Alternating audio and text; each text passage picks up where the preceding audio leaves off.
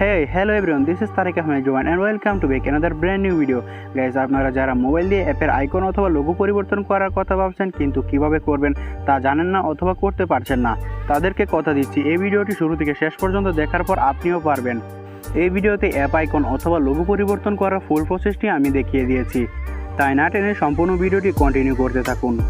Guys, এই ধরনের interesting ও helpful video পেতে আমাদের চ্যানেলটিকে সাবস্ক্রাইব করে পাশে থাকা বেল বাটনটি অন করে দিবেন, যাতে করে আমাদের পরবর্তী কোনো ভিডিও আপনার মিস না হয়ে যায়। চলুন তাহলে ভিডিওটি শুরু করা যাক।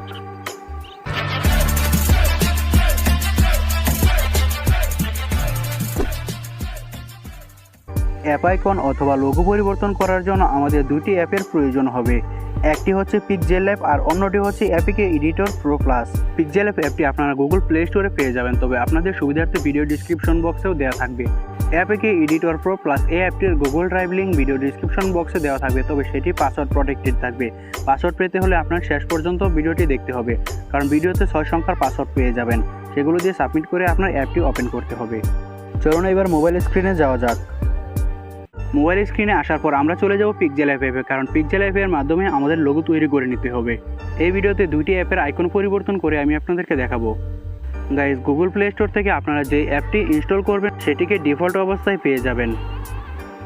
তারপর এই আইকনটিতে ক্লিক করবেন, তারপর ডান দিকে স্ক্রল করবেন, দেন এখান থেকে ফ্রম গ্যালারি সিলেক্ট করে দিবেন। অ্যাপ আইকন হিসেবে আপনার যে ছবিটি আপনি দিতে চান সেই ছবিটি আপনি সিলেক্ট করে নেবেন। আমি আমার এই ছবিটিকে সিলেক্ট করে নিচ্ছি। দেন এখান থেকে 1:1 রেশিওটি সিলেক্ট করে দিবেন। দেন এখানে নিচের দিকে টিক মার্কে ক্লিক করে দিবেন।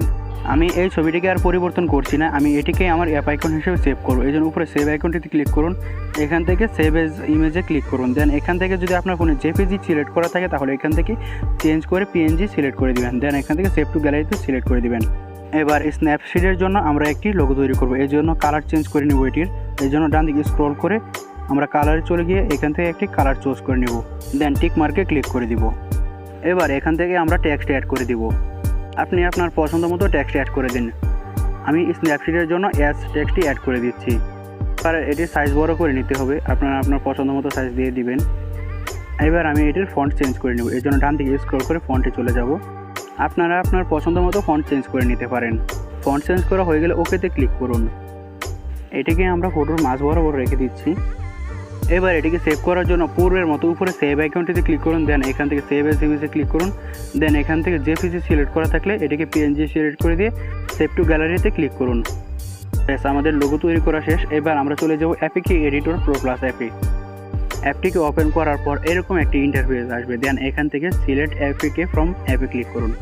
আপনার পছন্দ মতো আপনি অ্যাপ চুজ করে নেবেন। আমি সর্বপ্রথম আমার ফোনের গ্যালারির অ্যাপ আইকন চেঞ্জ করব। যে অ্যাপটির আইকন চেঞ্জ করবেন সেই অ্যাপটির উপর ক্লিক করুন।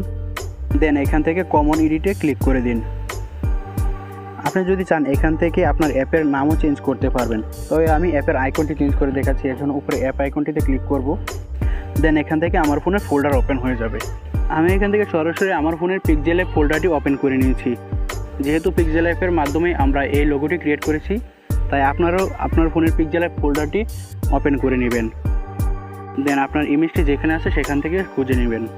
আমি এখান থেকে খুঁজে নিচ্ছি আমার ক্রিয়েট করা পিএনজি ফাইলটি আমি এবার ওপেন করব। দেন এখানে আপনি শুরুতে দেখতে পারবেন যে লঞ্চার আইকনটি আপনার চেঞ্জ হয়ে গেছে। এবার এটিকে সেভ করার জন্য নিচের এই সেভে ক্লিক করতে হবে। দেন এরকম শো করবে। আমি আপনাদের সুবিধার্থে এটিকে স্কিপ করে দিচ্ছি। দেন এখান থেকে এটির কাজ শেষ হয়ে গেলে আপনি আপনার ফোনে দেখতে পারবেন যে আপনার অ্যাপটি ইনস্টলের জন্য রেডি হয়ে গেছে। তবে গাইস, এখান থেকে আপনি অ্যাপটিকে ইনস্টল করবেন না। ইনস্টল করতে গেলে আপনার অ্যাপটি ইনস্টল হবে না। এর জন্য আপনার অ্যাপটিকে মিনিমাইজ করে নিতে হবে। আপনি যে অ্যাপটির আইকন পরিবর্তন করেছেন সেই অ্যাপটিকে আনইনস্টল করে দিতে হবে। যে অ্যাপটির আইকন পরিবর্তন করবেন সেই অ্যাপটিকে আনইনস্টল করে দেবেন। দেন মিনিমাইজ করে আবার পূর্বের অ্যাপটিকে ওপেন করবেন। দেন এখান থেকে ইনস্টলে ক্লিক করবেন। ক্লিক করার পর আপনি যে অ্যাপটির আইকন পরিবর্তন করেছেন সেই অ্যাপটি এখানে দেখতে পারবেন। দেন এখান থেকে ইনস্টলে ক্লিক করে অ্যাপটিকে ইনস্টল করে নেবেন। এবার মোবাইল স্ক্রিনে আসার পর আমরা দেখতে পারবো যে এখানে আমাদের অ্যাপ আইকনটি পরিবর্তন হয়ে গেছে। এটিকে ওপেন করলে আমরা দেখতে পারবো যে আমাদের গ্যালারিটি ওপেন হয়ে যাচ্ছে। এবার আমরা স্ন্যাপশিট অ্যাপটির আইকন পরিবর্তন করব। এটির প্রসেসটি পূর্বের মতো, তো আপনার ভিডিওটি কন্টিনিউ করতে থাকুন।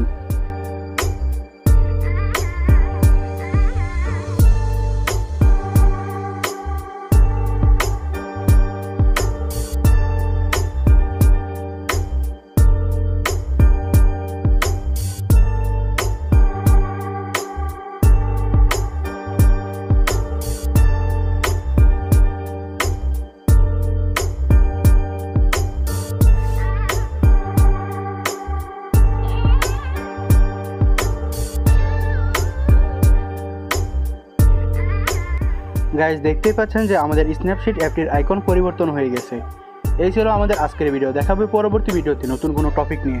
সেই পর্যন্ত ভালো থাকুন, সুস্থ থাকুন। আল্লাহ হাফেজ।